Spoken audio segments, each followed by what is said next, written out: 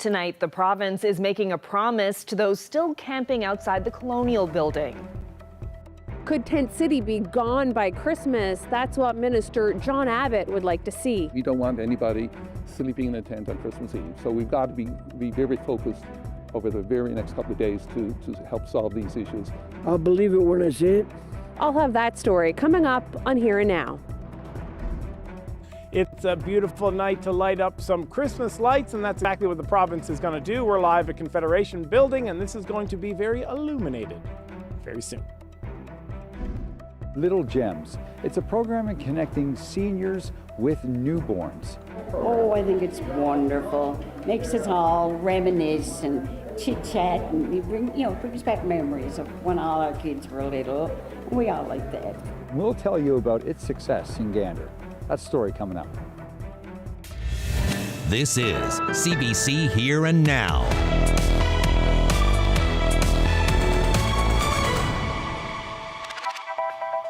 Good evening and welcome to Here and Now. Provincial Minister John Abbott has promised to move people out of a homeless tent encampment in St. John's by Christmas Eve. People have been sleeping at the site beside Bannerman Park for weeks, and today, after a meeting with the new housing task force and camp organizers, Abbott pledged to start finding solutions. Heather Gillis has more. Members of the Homelessness Task Force and Tent City organizers spent today getting on the same page, trying to figure out how to help homeless people, especially those living beside a St. John's Park. John Abbott, MHA for the area covering Tent City, says he's committed to getting people out of tents and into somewhere warm, fast. We don't want anybody sleeping in a tent on Christmas Eve. So we've got to be very focused over the very next couple of days to help solve these issues. We think we have capacity in some of our services right now. We're looking at new ones. We're also looking at the hotel room space that we can use. So we're putting everything on the table. Abbott says there are about 10 people sleeping here each night, and he says more intensive case management to get people here out of tents and into warm beds is the key. Leo Blues has been sleeping here for 8 days. He's skeptical about Abbott's plan. I'll believe it when I see it. Yeah, why's that? Because how long do you think it took to get our porta potties? Abbott says they're going to have to do things differently, with more individualized support for people. We've had services and programs in place. Obviously, they aren't working to the degree we thought they could work and should work for those individuals. So we've got to retool the programs and services we're delivering, and we've got to make sure we build that out for the longer term. Doug Pawson with End Homelessness St. John says the meetings today are a good first step and agrees government needs to change the way it delivers services for homeless people. It's an issue of service delivery and bolstering up the resources required to support folks as more individuals become experiencing homelessness. NDP leader Jim Dinn has been advocating for homeless campers for months. He says government doesn't need to reinvent the wheel, but must act fast. The answer ultimately is, can we get people into a house where they can lock the door, cook their meals, use their own washroom, feel safe? The province, St. John's and other community groups started a task force to tackle homelessness 1 week ago. Heather Gillis, CBC News, St. John's.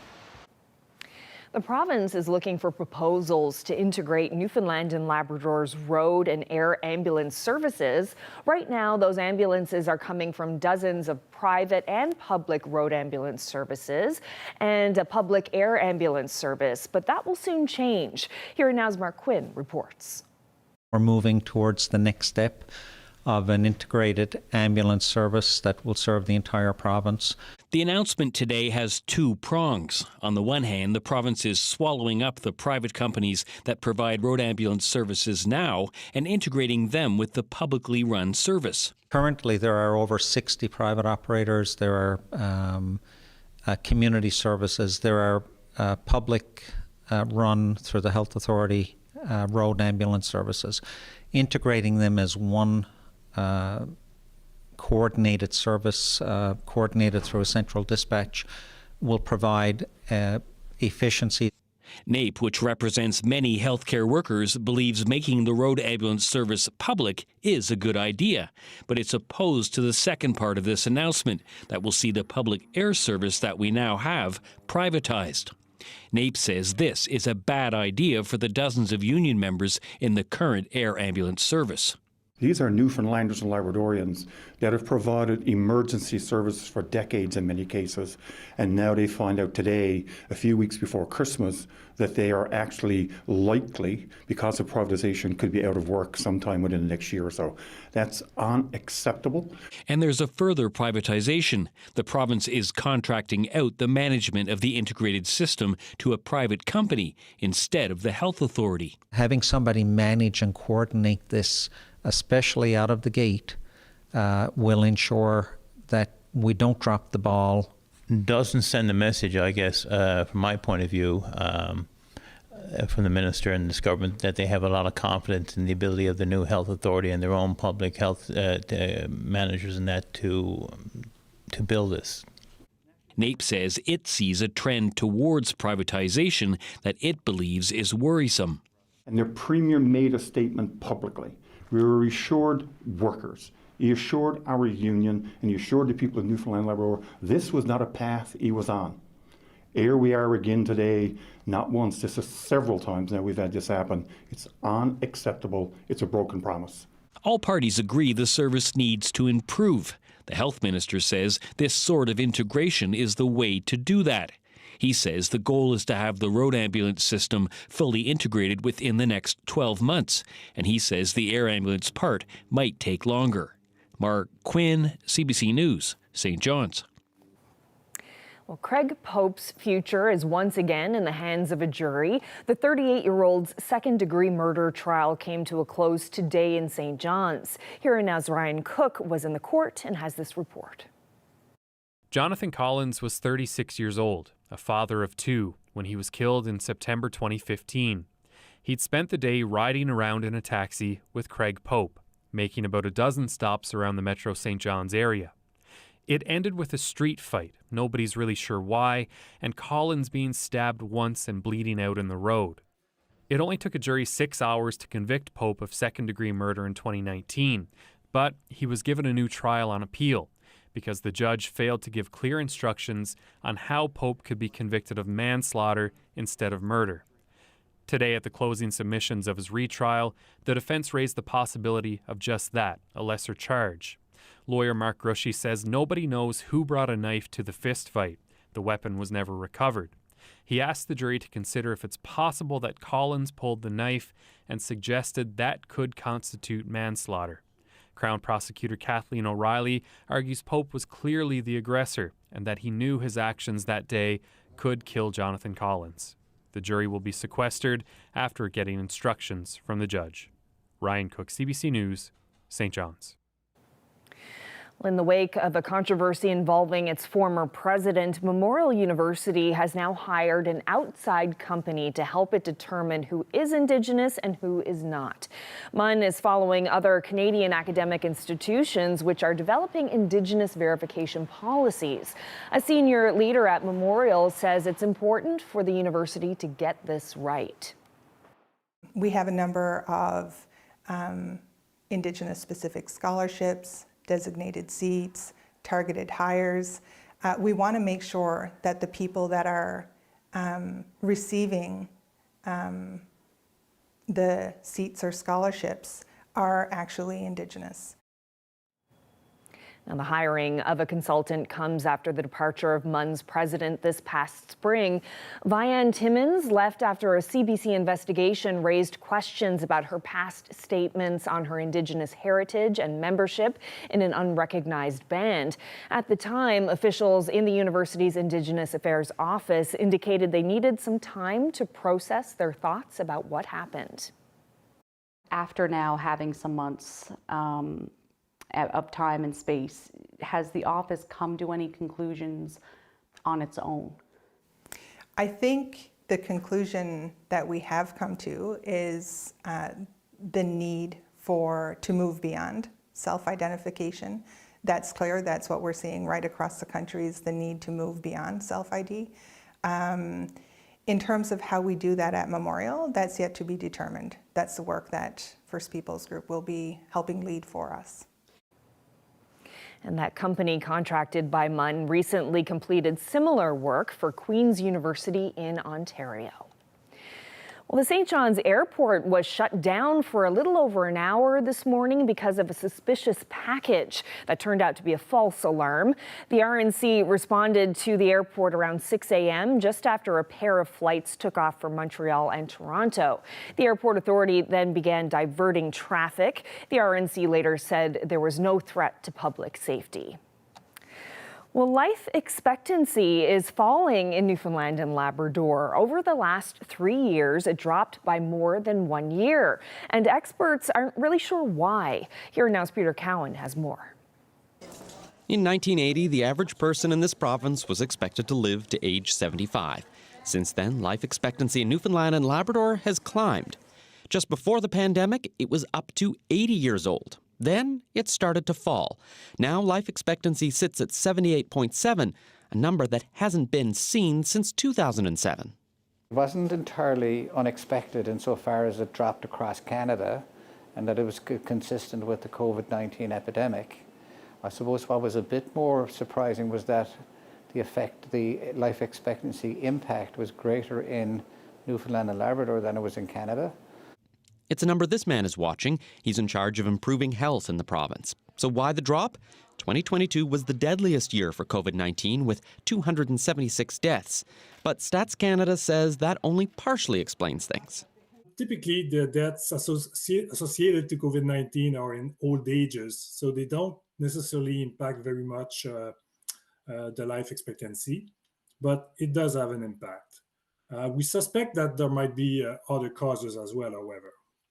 In Western provinces and in the United States, the opioid epidemic is cutting lives short, and that's showing up in lower life expectancies.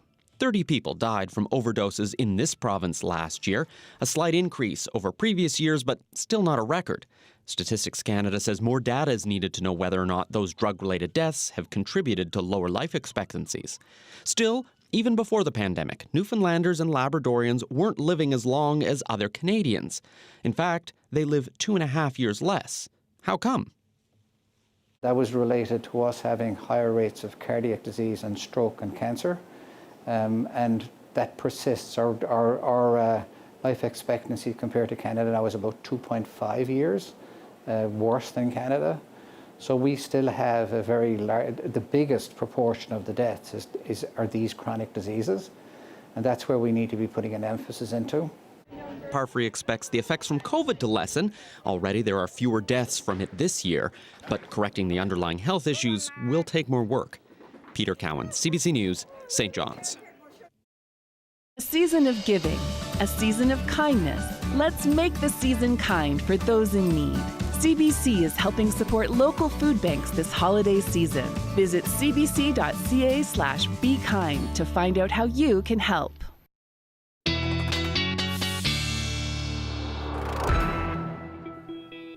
Well, it certainly looks like a winter wonderland out there, but the weather is definitely getting frightful, especially up across portions of Labrador. We've got winter storm warnings, blowing snow advisories, wind warnings for the northern peninsula, and then we've got that winter storm warning extending all the way down through Corner Brook and then along the northeast coast, Bay of Exploits and Bonneville North, also under a blowing snow advisory. So what's happening is we've got an area of low pressure offshore, and really the two areas of low pressure there are going to combine and strengthen, and it's definitely going to bring some winter storm conditions to coastal areas of Labrador. And we're already starting to see some snow on the west coast, but that is going to intensify as we head through the overnight tonight. Same thing for Bonneville North, and we do have some snow working its way across the Avalon at the moment. Again, the radar is down, so we can't see exactly where it is, but that is definitely happening. Taking a look at the road conditions out there, you can tell it's happening because the road conditions across the Avalon are partly covered or fully covered. We're seeing that through Central. Same thing through the West Coast, and that's the story all the way up across Labrador. We'll get into the full forecast when I come back in a little bit. Thanks, Ashley. On to the West Coast now. It's been a rough few years for outfitters. COVID-19 kept visitors away, moose populations are down, and water temperatures are affecting salmon. But the head of the province's Outfitters Association thinks things are about to take a turn. Here and Now's Colleen Connors explains. The room was packed, a lot more than past years.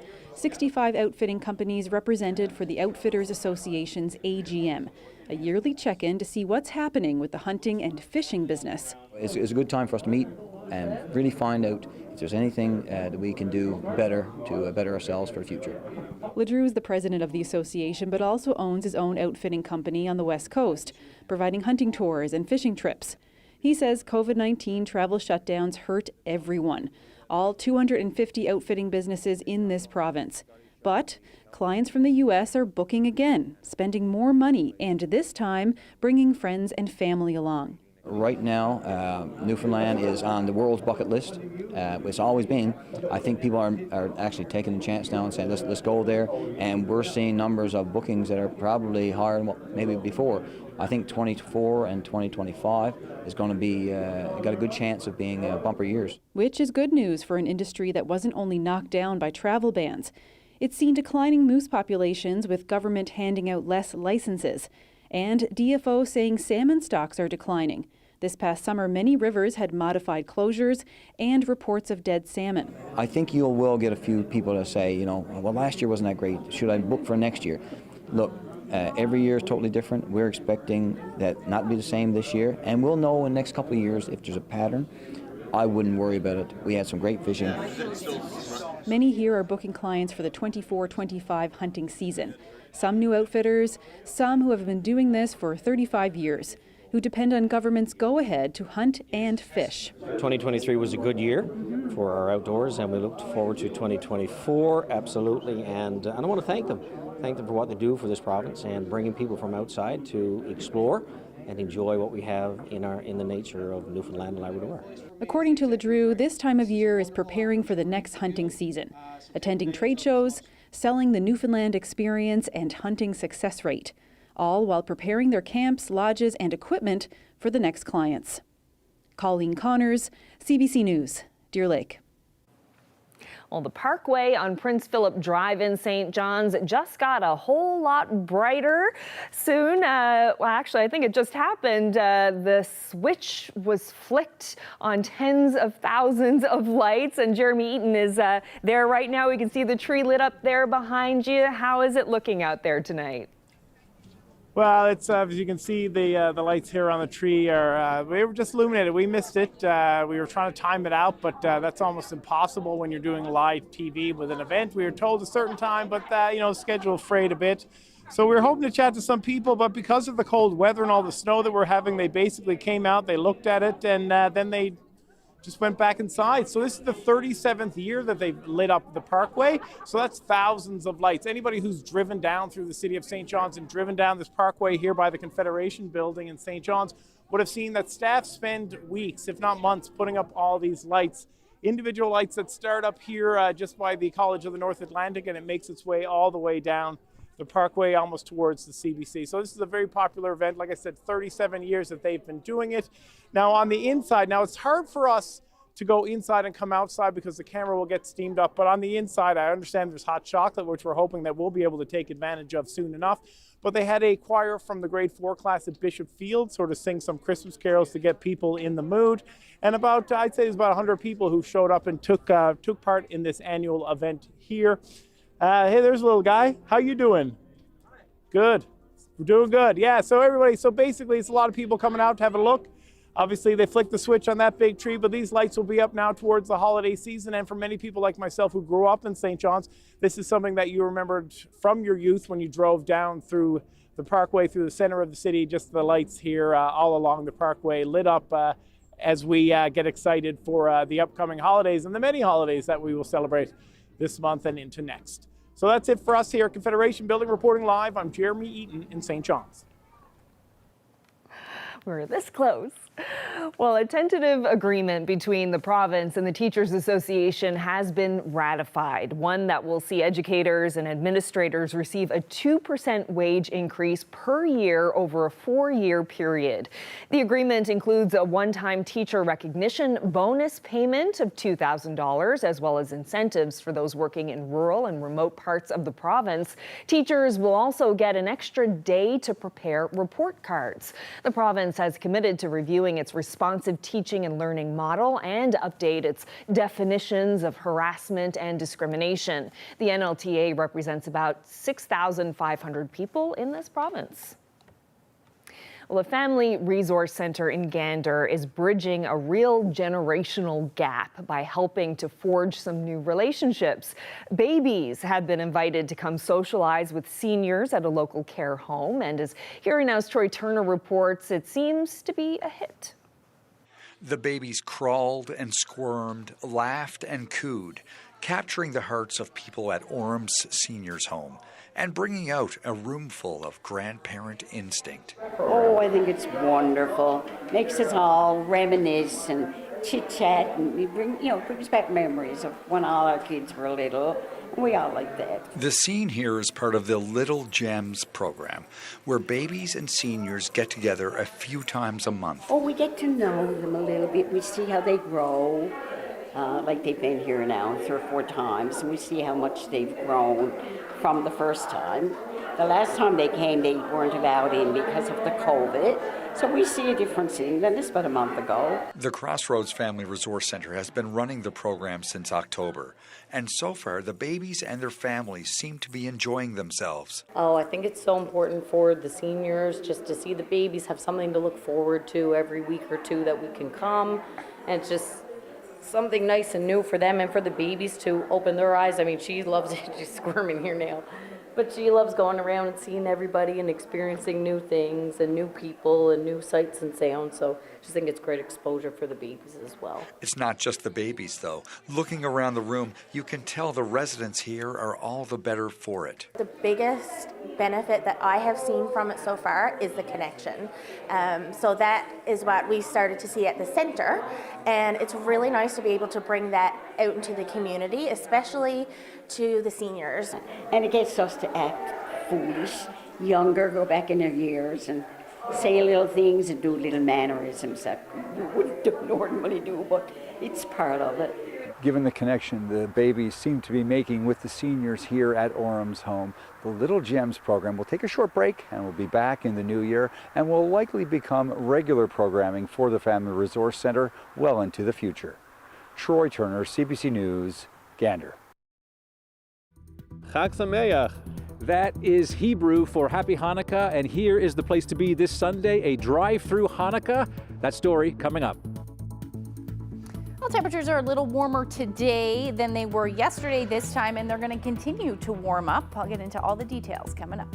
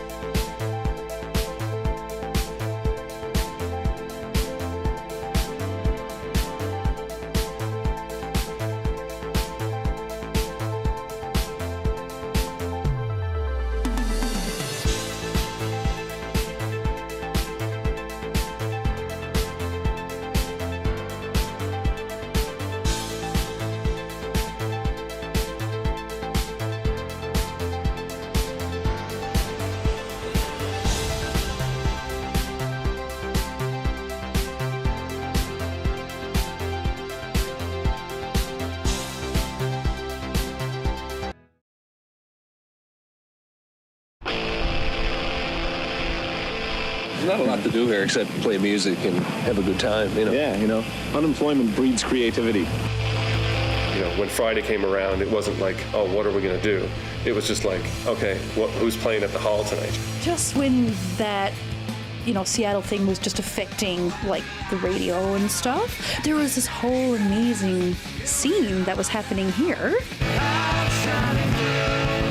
We just really wanted to sound like what we were listening to. What had been a vibrant underground scene at that particular point exploded. He was the one who was organizing most of the shows. He was this enigma that just lived at CHMR. I don't know what made it so special then, but it was special.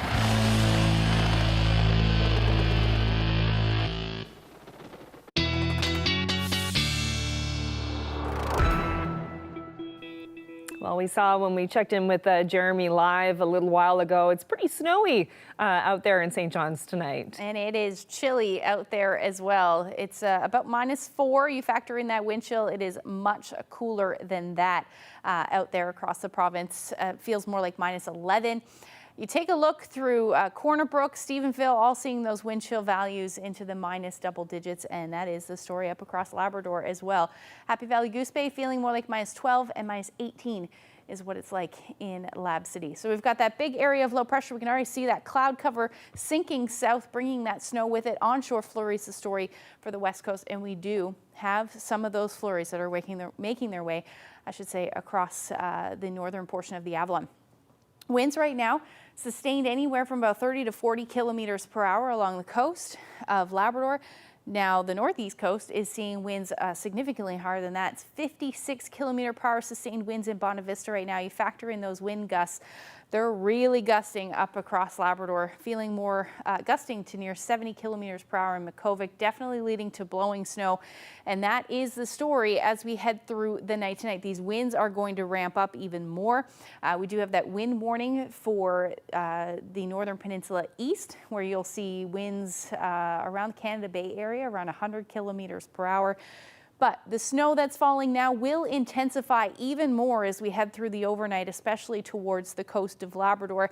Same thing for the northern peninsula, and in that higher, the long-range mountains, really stormy conditions expected tonight. And they'll pretty much continue as we head through the morning hours. Now, we're still going to see that potential for some snow along the northeast coast. Same thing for the Avalon, where we could pick up, you know, a couple of centimeters through the overnight with those gusty winds, though, especially from the Bay of Exploits through to Bonavista North.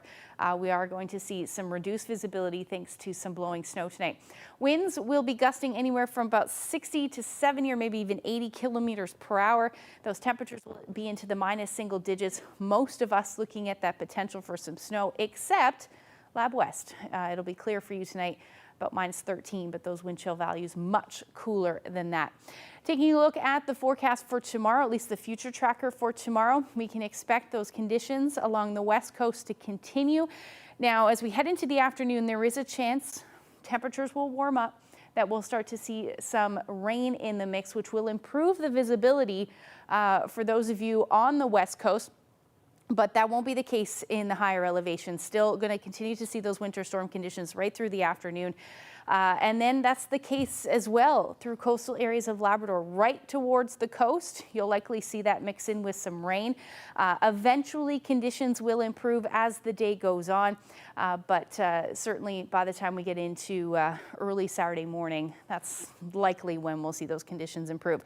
Now, that snow's going to sink south all along the northeast coast. So you can expect some of that snow to continue through the overnight and into early Saturday morning for those of us along the northeast coast. Again, may mix with rain as those temperatures increase.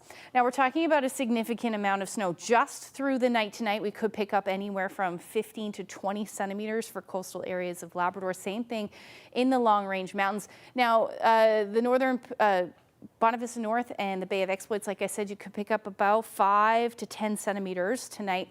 And then tomorrow, even more snow. Now, I'll zoom in for those of you on the west coast. You can see that bullseye over the long-range mountains. 50 to 60 centimeters is possible.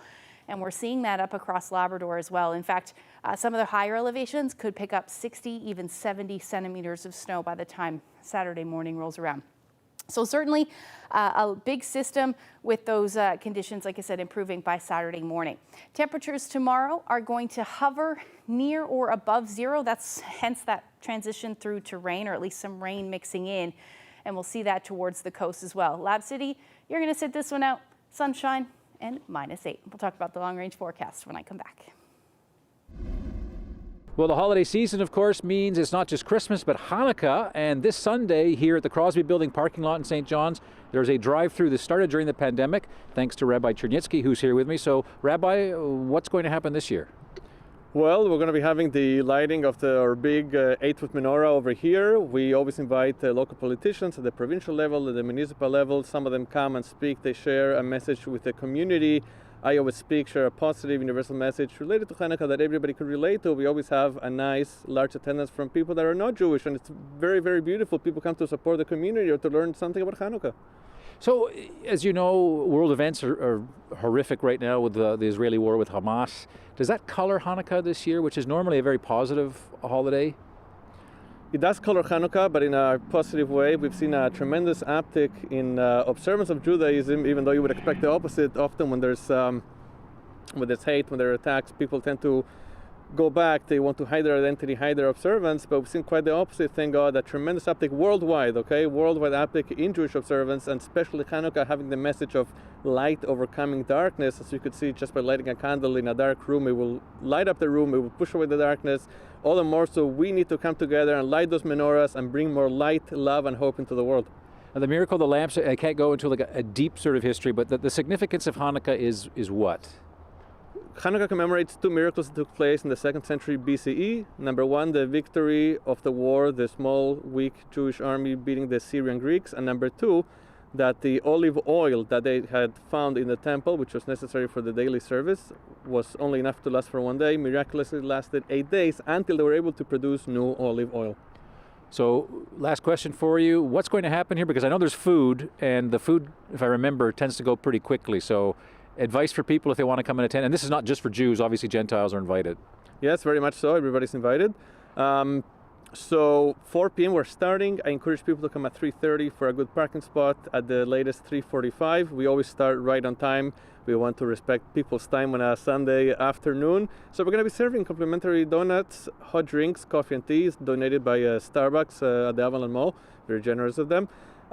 We're planning on having entertainment at the end. Hopefully we'll be fire juggling, has to be confirmed, but don't worry, nobody leaves here hungry, nobody leaves here bored. You're gonna have a great time, the speeches are great, I deliver a great message. So please come, bring a friend, and happy Hanukkah. And I want to say, Rabbi, happy Hanukkah to you, and I appreciate your confidence. All the best this holiday. Thank you so much, all the best to you.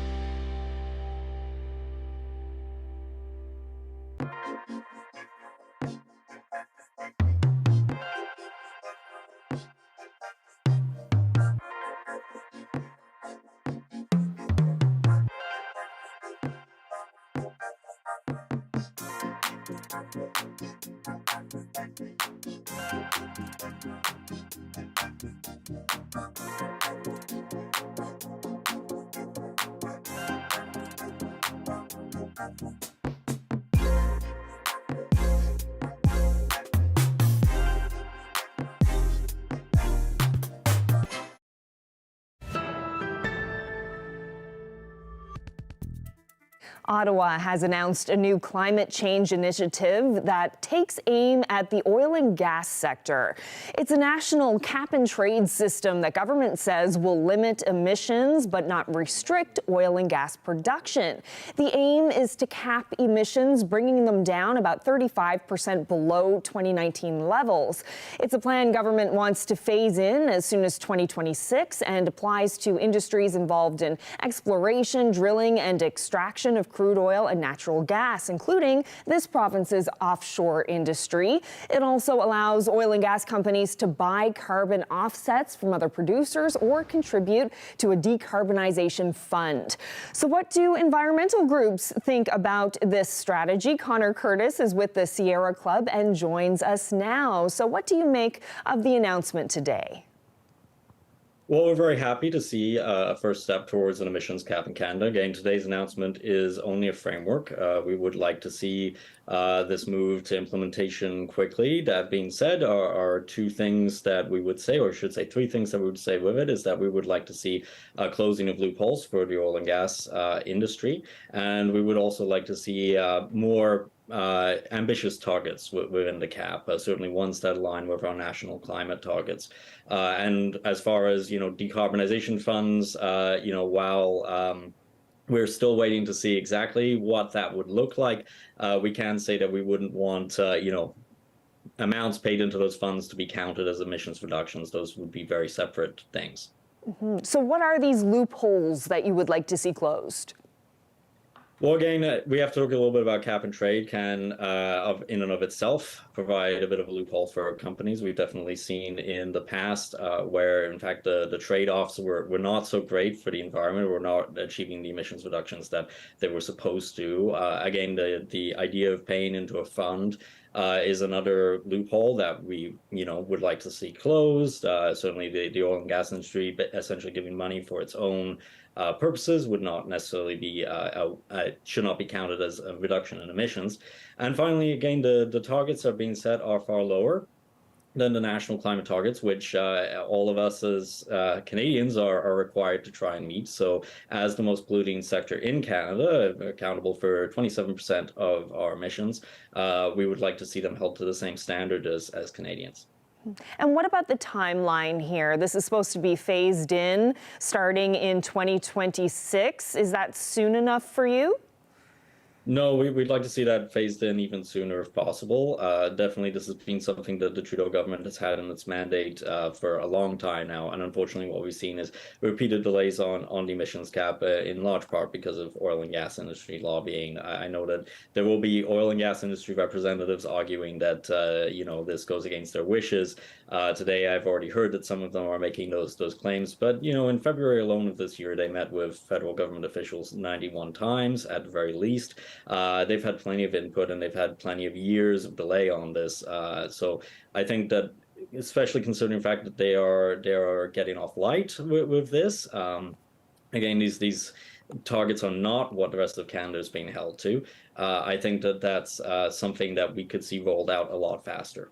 Government often talks about the so-called low carbon oil in this province, meaning that fewer emissions are released during the extraction of oil in this province compared to places like the tar sands in Alberta. Of course, we know the real environmental damage comes when that fuel is actually burned, but still, is there any merit to this idea that low carbon oil is valuable to the green transition? No, I'll say, and I think we've seen that very much economically. People do not necessarily buy their oil based upon it being green. And I think that there is a value in ramping up the renewable energy industry. But what this cap really does is it doesn't have much relation to that. The oil and gas industry have said that they can reduce these emissions. We may not necessarily agree with them on that, but what this cap does do is hold them to the promises that they have made. And I think that that's something that is important, because again, if they can't fulfill those promises, then that should come to light. And I think that that's something that, we have to see through this cap. We have to see a strong regulation that will actually hold them accountable. All right, Connor Curtis, thank you so much for your time today. Really appreciate it. Thank you so much for having me. And as I mentioned, Ottawa is calling for emissions to be cut by roughly 35% by 2030. Alberta has already said it will fight the plan, but Environment Minister Stephen Guilbeault says it's both feasible and constitutional. We're not going after production, we're going after pollution. And that's what the Supreme Court has said. The Supreme Court said that our ability to intervene on climate change issues is not an open bar, and we can't impede on provincial jurisdiction, and that's not what we're doing now. We are staying in our lane, if you wish, which is the lane of pollution. Guilbeault spoke from the COP28 climate summit in Dubai today. He says oil and gas production accounts for more than a quarter of Canada's annual emissions, and that capping them is critical for the country to meet its climate targets. The announcement of the cap and trade framework comes at the same time Conservative leader Pierre Poilievre is threatening to delay government work and hold up billions of dollars in spending if the Liberal government doesn't drastically revise its carbon pricing plan.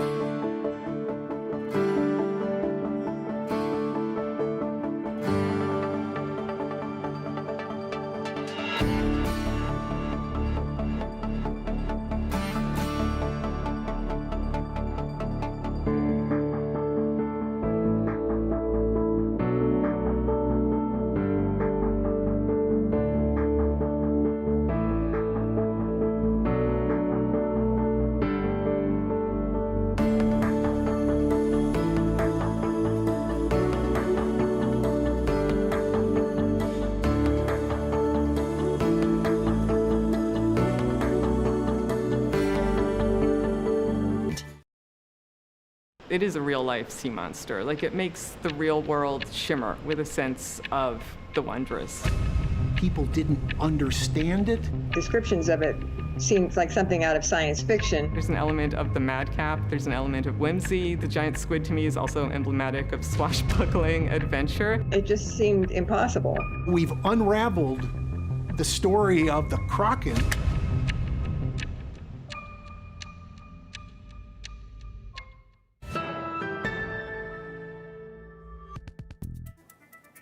Diesel, the canine star of Hudson and Rex, is raising money for his animal friends on Sunday. His owner and trainers swung by the CBC radio studio this morning to talk about the pup's real-life rough start and how you can help them support Rainbow Riders.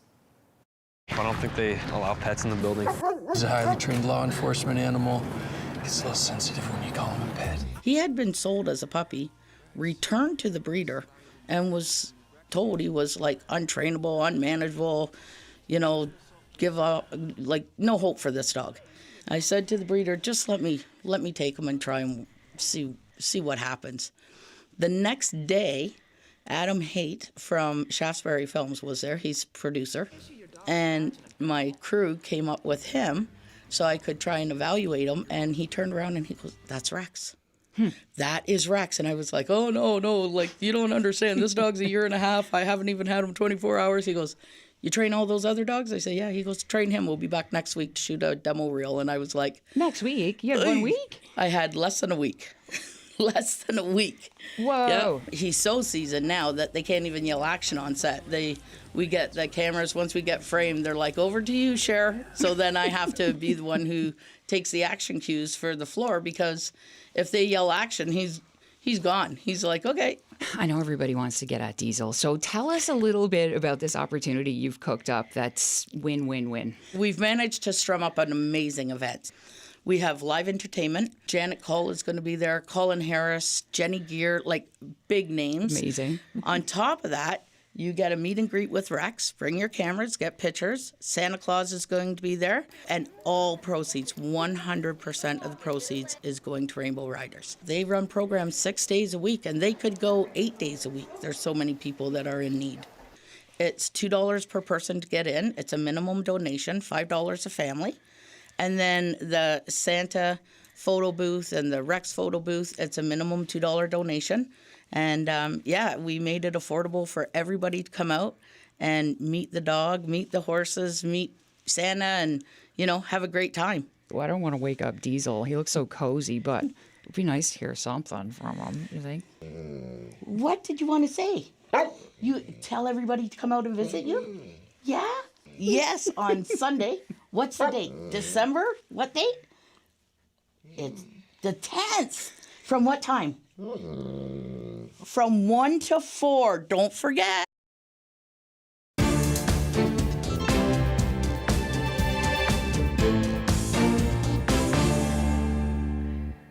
Well, Canadians can expect some grocery prices to drop next year, but the typical bill for a family of 4 is set to increase by about $700. That's according to today's annual food price report. We should expect some price wars in some parts of the country for some products, which is interesting. That's going to help consumers. Shoppers should find bargains for some pre-packaged items and dry goods, but the price of fresh produce, meat, and baked goods will continue to rise. Families are expected to spend about $16,000 for groceries in 2024. The annual report is compiled by research from 4 Canadian universities. The Assembly of First Nations has chosen Cindy Woodhouse as its new national chief. Her only remaining challenger conceded today, avoiding a 7th ballot. I solemnly promise and sincerely pledge to fulfill these duties as they are outlined in our charter to the best of my abilities. Woodhouse was a negotiator in last year's Child and Family Services class action settlement. Her election comes in the wake of the controversy that ended in Roseanne Archibald's removal, a step Woodhouse recommended. In her acceptance remarks today, though, she made a point of praising Archibald's legacy.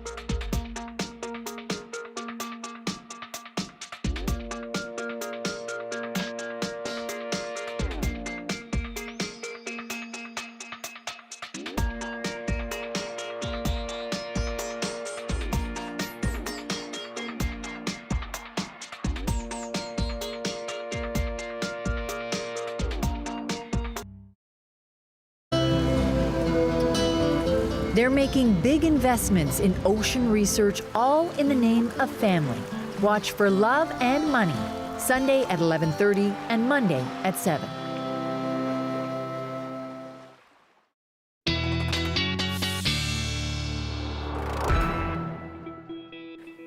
All right, so time for a look at the weather.